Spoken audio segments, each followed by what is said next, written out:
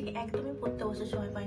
এখন এই সন্ধ্যাবেলা হচ্ছে আমি পড়তে বসেছি, আর দেখবো যে সন্ধ্যাবেলা আমি আমার ইভেনিংটাকে কতটা প্রোডাক্টিভ করে তুলতে পারি এবং কতটা কি করতে পারি। তো চলো ভিডিওটা স্টার্ট করা যায়।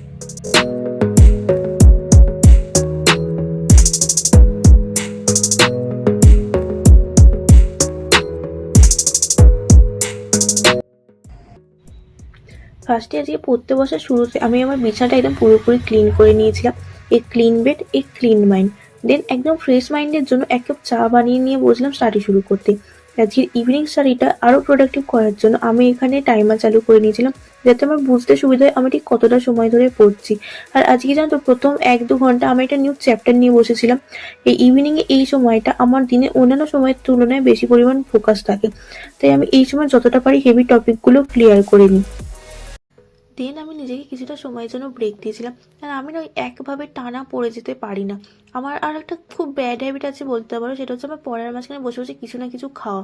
আর এখানে আমার মা সাইডে আমার মা এখানে আমার মা বসে বসে আমার দিদির সাথে ভিডিও কলে কথা বলছিল। আর অবশ্যই আমার নামেই বদনাম করছিল ওরা বসে বসে, আর আমি পাশে বসে বসে শুনছি যে আমার নামেই বদনাম করছে। তো যাই হোক, আর একটা জিনিস যেটা আমাদের ভুলে গেলে চলবে না, সেটা হচ্ছে আমাদের বডি হাইড্রেশন, যেটা আমি বারবার ভুলে যাই, সেটা হচ্ছে জল খেতে।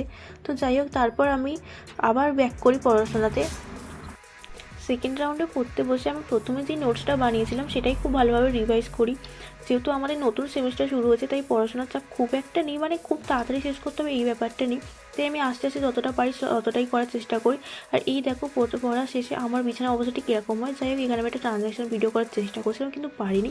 তো যাই হোক, এটাকে আমাকে এখন গোছাতে হবে। তো চলো।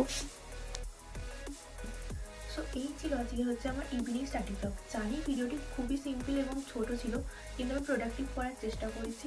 তো পরের দিন দেখা হবে আবার কোনো একটি নতুন ব্লগে। যদি আমার ভিডিওটি ভালো লেগে থাকে তাহলে চ্যানেলটিকে সাবস্ক্রাইব করে দিও এবং পাশে থেকো।